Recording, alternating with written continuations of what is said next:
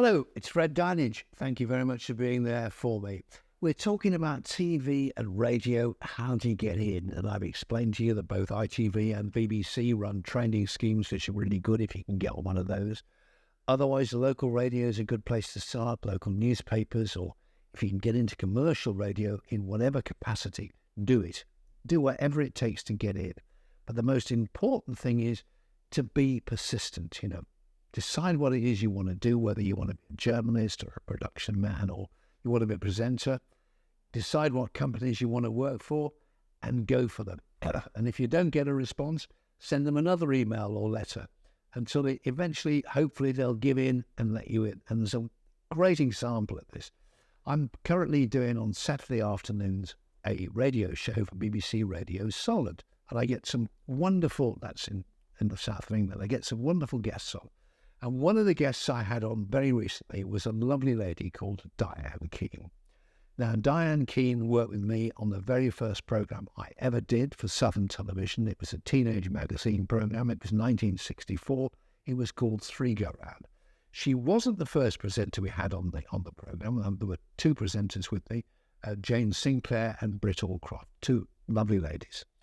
Britt Allcroft, of course, went on to produce Thomas the Tank Engine, who's now a multi-millionaire, I think, living in somewhere like Los Angeles, so she did very well. Jane Sinclair was only with us for a few months, and she decided she was going to get married, and she wanted to start a family, and she didn't want to do television anymore.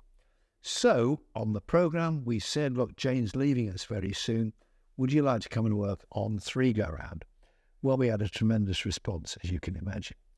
One letter came in that was handwritten. It was quite a scrawly little letter, but it was a really heartfelt plea saying, I've lived in South Africa all my life. I've just come to live in England. I'm 19. My name is Diane Keane. I desperately want to work on television. I've seen this programme. I desperately want to work on Three Go Round. Well, at first we thought, well, it's a handwritten letter. It's a funny way of doing it. We kind of ignored it. Then she sent another letter saying, you haven't responded to me.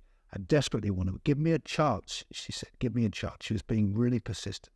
So they invited Diane Keane in for a screen test. She was absolutely wonderful.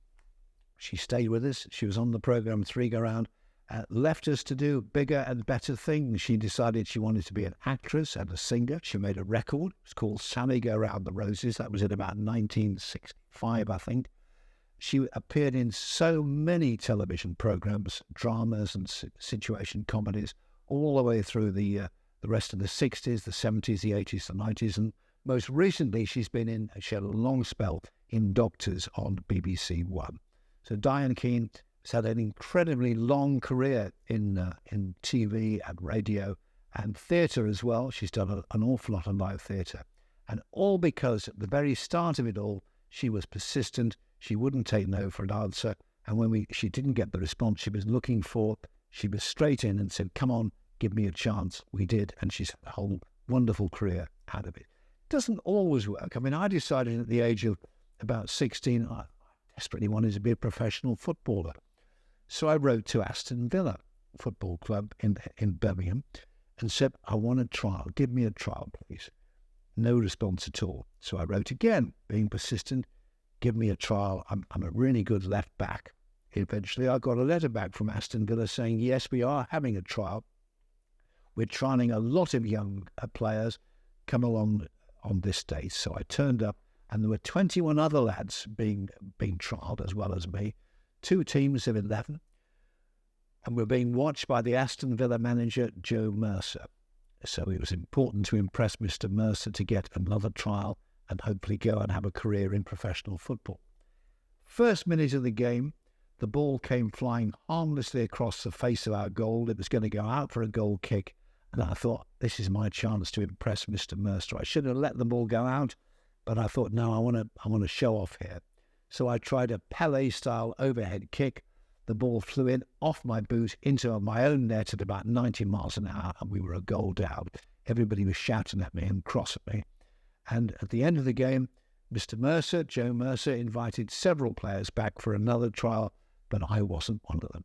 Years later, I interviewed him on the TV on several occasions, and I said to him, Joe, you missed the chance to sign the best left back in Britain. And he looked at me and he said, Fred, I think you've done better off in TV. That's what you should stick to. So persistence got me the trial, didn't actually work out, and persistence eventually got me a career in TV, which has lasted quite a long time. So what I'm saying is, decide what you want to do, go for it, and it'll all work out for the best. And I've got so many examples of people who really have gone for it. There's a mate of mine called Charles Collingwood, who's Brian Aldridge in The Archers on BBC Radio 4. He applied for the job there, got it, and on his very first day there, met another actor in the lift as he was on his way up to the canteen. The other actor was furious because he said, I've just been sacked.